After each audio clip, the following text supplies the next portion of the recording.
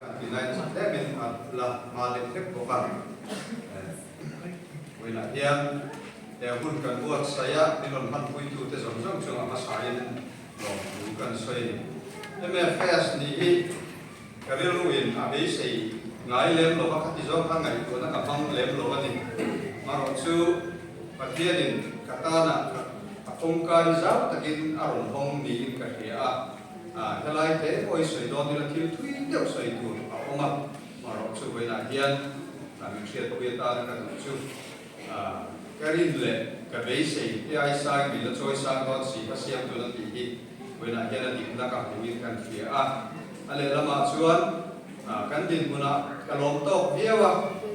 công số officer này cũng sari le thì về hơn cái hẳn mà phát hiện ngoài ra ra là sở các cũng sáng nay sáng thì xong mà sari tragin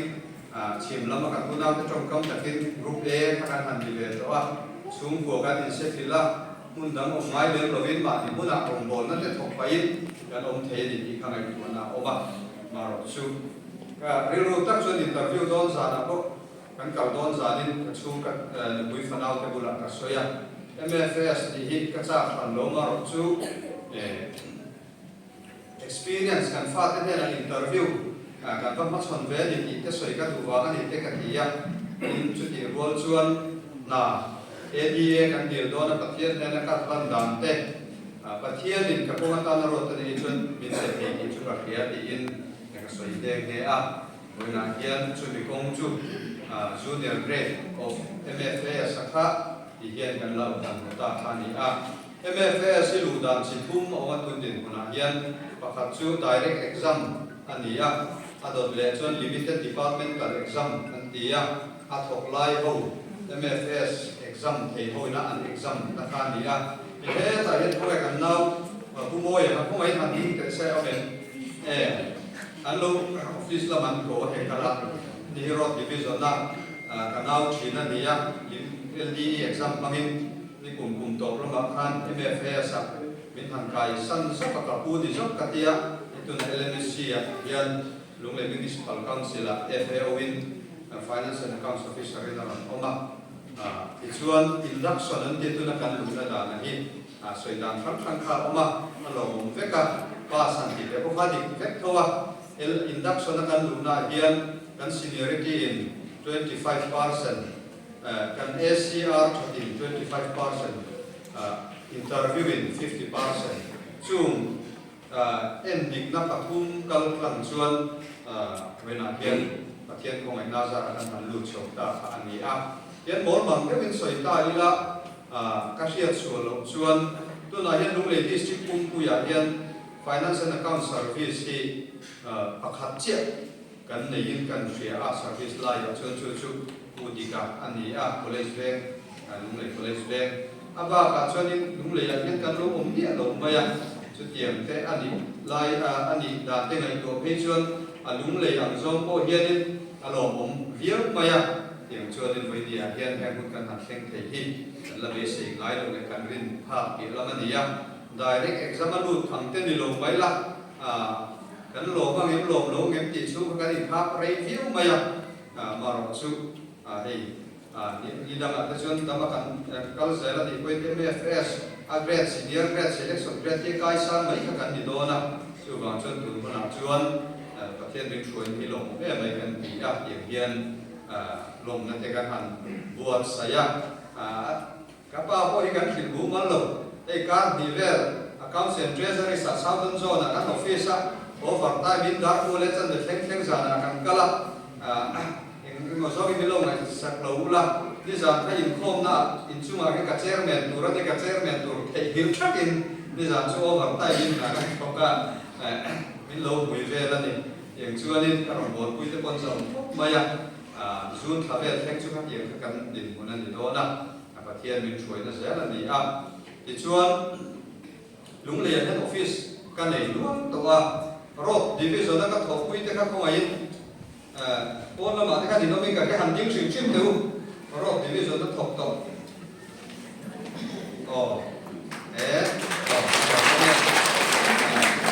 EWD division pathum ai ne lung le ko to electrical division da traga cái gì nó mình cái ra thì hắn không tay ô cái cần làm em rồi ta thì mấy thì anh đi là building division là mình trang in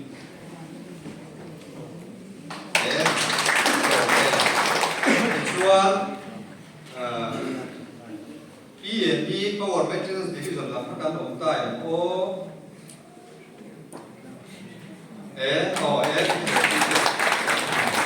alo hôm nay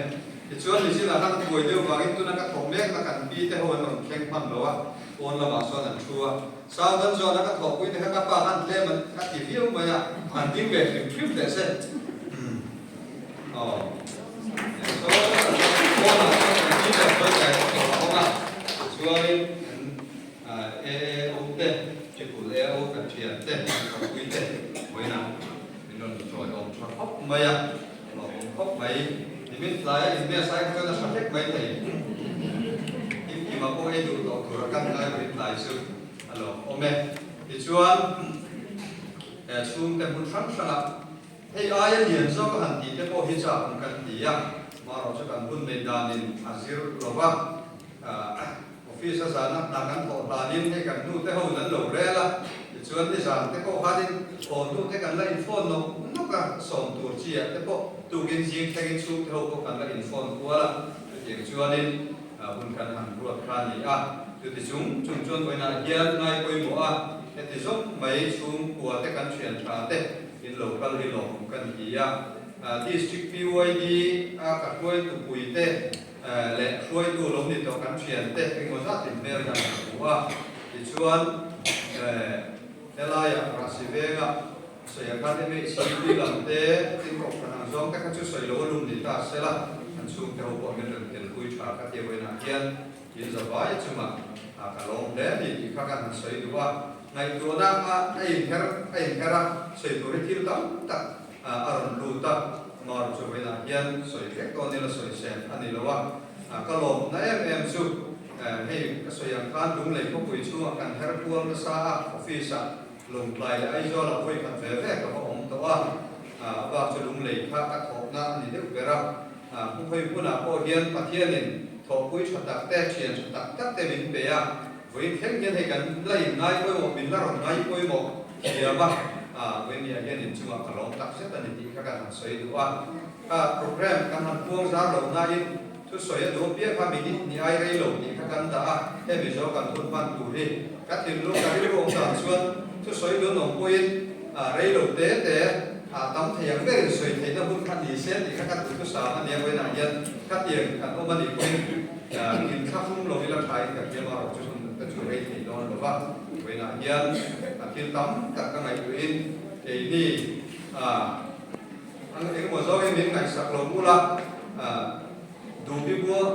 bua là các bia xí chuộc về mấy các anh gì cắn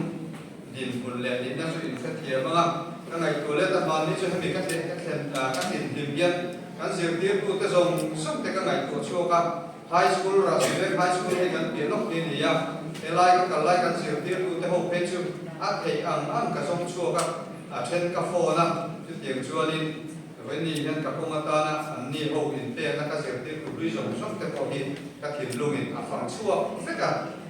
poma ta na mi poi mo tak tak hi an tam em mai pa thian hian mi hi va lo ma em hi mi malin soi do ni la soi vek se na ni lo wa tun trum MFS interview kan induction kan nei don po hian SCRPAR kim lo vào tên cần bùa ya chú mà cái số cần chuyển theo vùng tất cả ấy đúng lẽ cần thọ quý cái cái xe thì cần bùa là lẩu cờ tê cần tên là lẩu cờ tê ai do là mà cần chuyển tên cần SCR kim lo cần lại cái bộ biến lo hai số sản phẩm của chúng ta thì khai đi tuôn tuôn các tên thế là tuôn ra ta hiện phát hiện đi mình xin cái vùng tất cả là ami để bình tĩnh những cái gì từ vòng chuan nên cái lồng lẽ với nạn hiện phát hiện hero quý bờ xe thì cái thứ so yang khan những một số cái biến động này sắp lồng là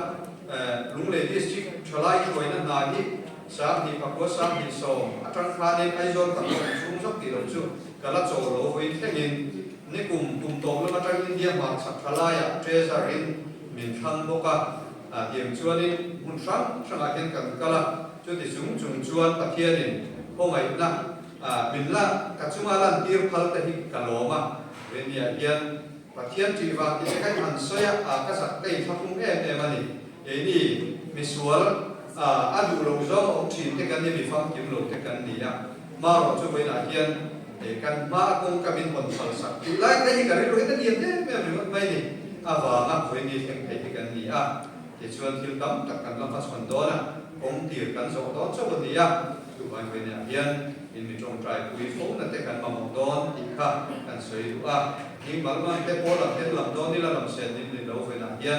thì cần phân bản miền Nam với mỗi lâu quan thì các thiên lũng tắc rất gia đình cả lò mình thì khác cái sấy thì trên thì nó sẽ cả lò men